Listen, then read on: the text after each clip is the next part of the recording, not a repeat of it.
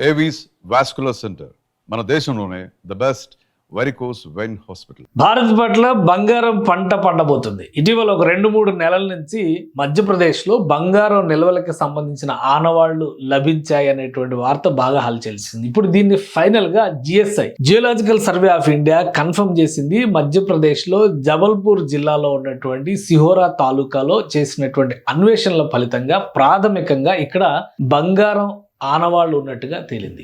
అయితే ఎంత శాతం ఉంది, ఆ బంగారానికి సంబంధించినటువంటి నాణ్యత, గ్రేడింగ్ ఏ విధంగా నిర్ణయించాలి, వీటన్నిటిపైన తదుపరి అధ్యయనాలు చేయబోతున్నట్టుగా జిఎస్ఐ అనౌన్స్ చేసింది. ఇది వస్తే కనుక మధ్యప్రదేశ్ ముఖ చిత్రం, భారతదేశం ముఖ చిత్రం ఎలా మారబోతుంది? ఎందుకంటే లక్షల టన్నుల బంగారం ఇక్కడ వెలికి తీసేటువంటి అవకాశం ఉండొచ్చు అనే ప్రచారం జరుగుతుంది. గత కొంతకాలంగా దీనిపైన మనం 2-3 అంశాలను దృష్టిలో పెట్టుకుని చూస్తే కనుక జబల్పూర్ మధ్యప్రదేశ్ అనగానే కొంత బేమార్ స్టేట్స్ లిస్ట్ లో వచ్చేటువంటి రాష్ట్రాల జాబితాలో ఉంది. ఇటీవలే మనం చూస్తే ఉత్తరప్రదేశ్ ఎవరు ఊహించిన విధంగా జిఎస్టీ వసూళ్లలో కానీ రెవెన్యూ సర్కిల్స్ లో కానీ విపరీతంగా గ్రో అయింది. ఇక నో మోర్ బీమార్ స్టేట్ అనేటువంటి చర్చ వచ్చింది. ఇప్పుడు మధ్యప్రదేశ్ ముఖ చిత్రం మార్చబోతుందా ఈ జబల్పూర్ లో బయటపడినటువంటి బంగారం నిల్వలు? ఎందుకంటే మనం ఐరన్ ఓర్ అని ఎట్లయితే అంటామో, అంటే ముడి ఇనుముని ఎలా అయితే తీస్తామో, ఇక్కడ గోల్డ్ ఓర్ బయటపడినట్టుగా, ముడి బంగారానికి సంబంధించినటువంటి ఆనవాళ్లు బయటపడినట్టుగా తేల్చింది జిఎస్ఐ. అంటే దీని తీసిన తర్వాత ఆ భూమిలో ఎంత శాతం బంగారం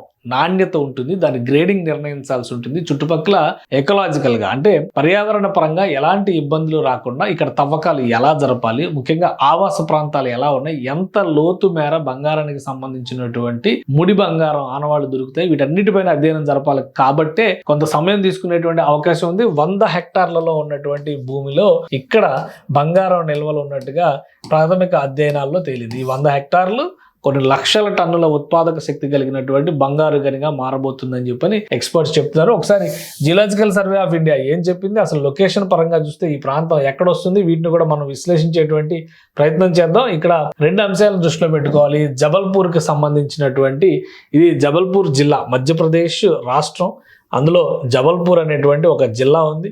జబల్పూర్ జిల్లాకి సంబంధించి సిహోరా తాలూకాలో దీనికి సంబంధించినటువంటి ఆనవాళ్లు బయటపడ్డాయి. ఇక్కడ 2 ప్రాంతాలు ఉన్నాయి. ఆ 2 ప్రాంతాల మధ్యన ఉన్నటువంటి భూభాగంలోనే ఈ ఆనవాళ్లు దొరికినట్టుగా చెప్తున్నారు. దానికి సంబంధించి డేటా కూడా ఒకసారి మనం చూద్దాం.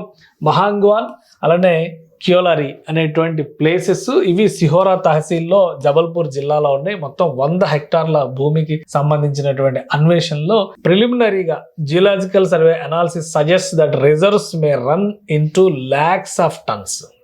100 హెక్టార్లు అయినా కానీ లక్షల టన్నుల్లో బంగారం తీసే అవకాశం ఉందని చెప్పని జియోలాజికల్ సర్వే రిపోర్టు ప్రిలిమినరీగా నిర్ధారించింది. సో ఇది చాలా డీప్ కోర్ ఎక్స్ప్లోరేషన్ కింద కన్వర్ట్ అయ్యేటువంటి అవకాశం ఉంటుంది. రాబోయేటువంటి రోజుల్లో భారతదేశానికి ఇది ఒక ల్యాండ్ మార్క్. భారతదేశం అంటేనే బంగారు, సోనేకి చిడియా అనేవాళ్ళు కదా, అందుకనే బ్రిటిష్ వీళ్ళందరూ వెతుక్కొని మరి బంగారం ఇక్కడికి వచ్చారు.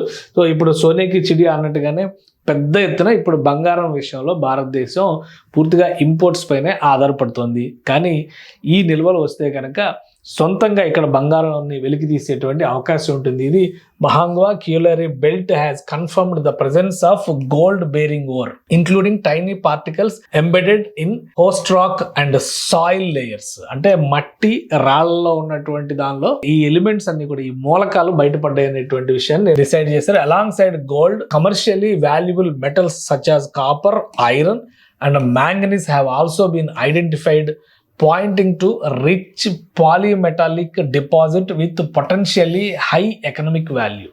చాలా ఇంపార్టెంట్ స్టేట్మెంట్ కింద మనం దీన్ని చూడాల్సి ఉంటుంది. బంగారం మాత్రమే కాదు, కాపర్, అంటే మనం వాడతాం కదా ప్రతి దానికి కూడా కాపర్ని, రాగిని వాడతాం కదా, రాగి వస్తువులు వాడతాం కదా, అది ఐరన్ ఓరు, అలానే మ్యాంగనీస్ కి సంబంధించినటువంటి నిక్షేపాలు కూడా ఇక్కడ ఉన్నట్టుగా తేలింది. రాబోయేటువంటి రోజుల్లో పూర్తి స్థాయిలో ఇది economic impact for Madhya Pradesh and India. ఇది ఖచ్చితంగా ఒక large scale extraction would not only create thousands of jobs but also reduce India's heavy reliance on import gold, improving the country's trade balance and strengthening its foreign exchange reserves. మొత్తం India ముఖ చిత్రాన్ని మార్చేస్తుంది. Madhya Pradesh could emerge as the leading gold producer in India. ఇండియాలో already భారతదేశంలో ఇప్పుడు కేంద్ర ప్రభుత్వం కొన్ని నిర్ణయాలు తీసుకుంది. ఇంతకు ముందర అన్వేషించి బంగారానికి కానీ ఇతర మూలకాలకు సంబంధించినటువంటి ఆధారాలు లభించినప్పటికీ కూడా వివిధ కారణాల వలన వాటిని ఎక్స్ప్లోరేషన్ చేయనటువంటి వాటిని, ఉదాహరణగా ఆంధ్రప్రదేశ్లో కూడా రామగిరి ఆ ఏరియాలో కొన్ని బంగారు నిల్వలు ఉన్నాయనేటువంటి సమాచారం ఉన్న నేపథ్యంలో అక్కడ కూడా తవ్వకాలకి కేంద్ర ప్రభుత్వం సన్నద్ధమవుతుంది. అదే తరహాలో ఇది గనక వెలికి తీస్తే ఇది ఒక లార్జ్ రిజర్వ్, భారీ నిక్షేపం కింద మనం గుర్తించాల్సి ఉంటుంది. భారతదేశ ముఖ చిత్రాన్ని, మధ్యప్రదేశ్ ఆర్థిక వ్యవస్థని సమూలంగా మార్చివేసేటువంటి నిర్ణయం కాబోతుంది. Geological survey of India